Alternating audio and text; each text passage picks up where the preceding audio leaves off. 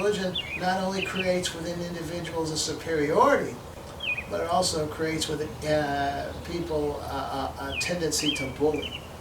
And just to be clear, a bully can be passive and a bully can be aggressive, okay? So the aggressive bully is the one we always see, the one we are familiar with, on the playground or in the school or even in politics or, here or there, that's just bullying another individual. But the passive bullies are the ones that, are sitting by the side, watching what's going on, enjoying what's going on, and even in their own minds appreciating that they're not the one being bullied. So really they're a part of it. So bullies aren't always the aggressive ones, There are passive bullies as well, and so we might find ourselves, well, I'm not like that guy because I'm not doing what that individual is doing. But if you're reaping the benefits of what that other individual is doing, then you are yourself a passive bully, and that's just not good. We have to come to a place, in our society, and that's what the awake is. The awake is recognizing that there is a connection between all of us as human beings. And that as human beings, we can't mistreat each other, There's this popular thing, especially in our nation right now, with the border issue, with these people who are fleeing oppression. And so many of us want to be hard-hearted and heavy-handed, but what I'm suggesting is, even in the formation of this nation, we recognize that even having that attitude is a tremendous hypocrisy. And that many of those folks that settled this land or appropriated this land exploited, genocided the folks who are already living here, and sort of came into a place of appropriating this land, in a heinous manner.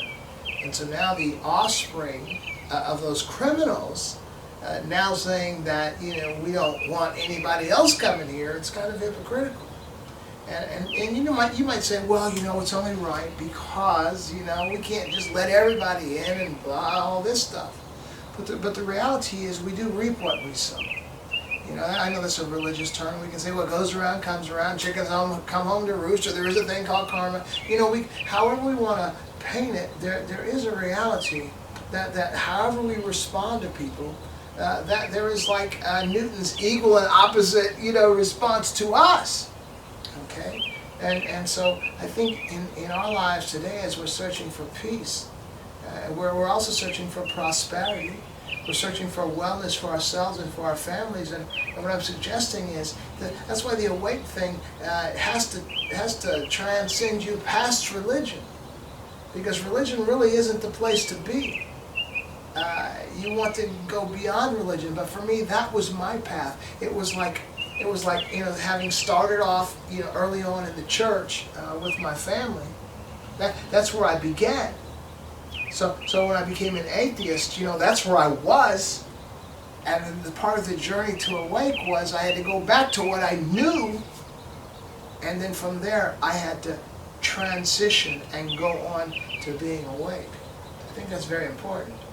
I think I look at it very important for me to have been that atheist, because it allowed me to rid myself of knowing that I was right because this is what I was raised to believe, to coming to a place where if I have this epiphany, then, that I didn't ask for, then I'm going to be challenging what I was raised to believe in seeking what truth is, okay?